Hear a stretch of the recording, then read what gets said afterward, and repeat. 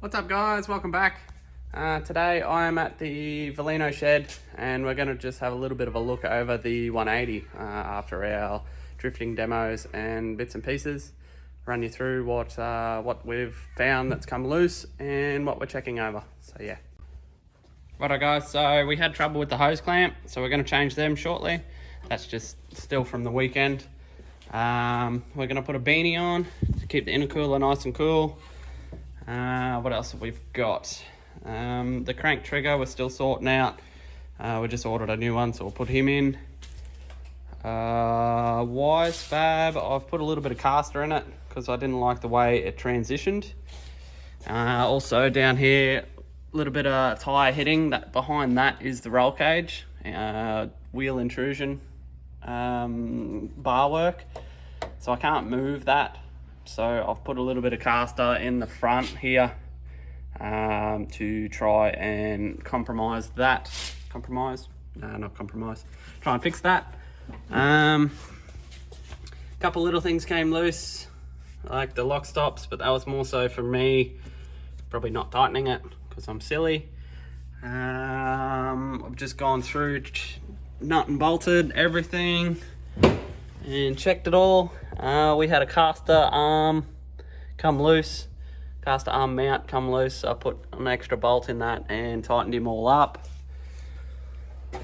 This is our water lines. As you can see, it's come up on the exhaust, so I'm going to put a hose clamp around him and pull them all down away from the exhaust, try and keep them as happy as I can.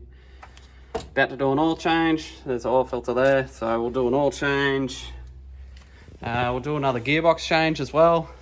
Make sure that's all nice and fresh. What else? Now, reverse for the HGT, it's run by that cable there.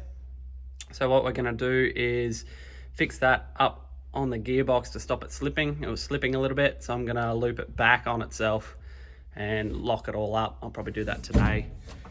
From my little spacers for the guards to fit the wheels, rubber does come up and come in the hole onto the radiator, so that's a bit of a problem for like future, but it wasn't too bad, so we probably can live with it. Other than that, I think it was all good. Temperature wise, intake temp when we're running and flogging in that car park, which is punishment on it, got to 68, I believe it was, so a little bit high for what we want. So what we're going to do after Japnats is put a shield under here to stop the heat from the exhaust getting up onto the pipe and heating the intake, but we're possibly thinking that it could have been the turbo as well, because that's quite hot and not much of a gap to the intercooler. The hottest the water temp got was 87, and that was after it was parked for a little bit. Running temperature was about 67. So our twin Honda radiator here set up is doing its job, and yeah, it's freaking killer. So that's good. Power steer wise, down there, power steer was all good, didn't leak. We're not running a cooler on that, but it is longer than normal. Normally I have it at the front of the car, but this time I've got it at the back of the car in some long lines, and it doesn't seem to turn off when you're on lock.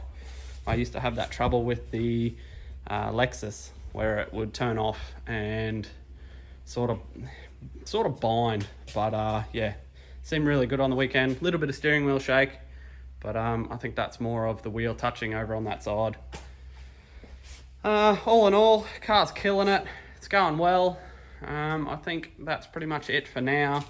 I'll just video me changing the oil and stuff, even though you guys might not want to see that, but yeah, a little bit of something.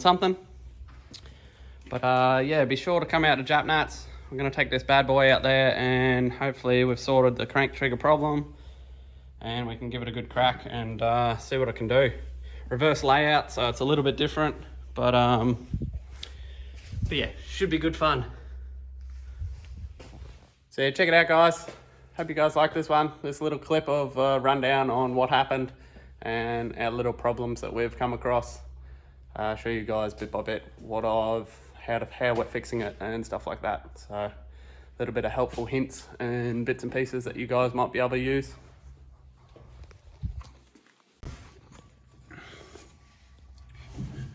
Righto guys, so we're on to the gearbox, working on the HGT. We're just dumping the oil down under here. Now I've noticed the breather has come a little bit loose and has leaked, but that's just a braid fitting, so we'll tighten him up. And the slip yoke is throwing a little bit of grease out, but it's all good. That's all happy. So as you can see up there, that's our reverse little debacle. So we're gonna play around with that and try and fix him up to make it a bit better. Have it so it does actually go into reverse all the time and not slip. But yeah, so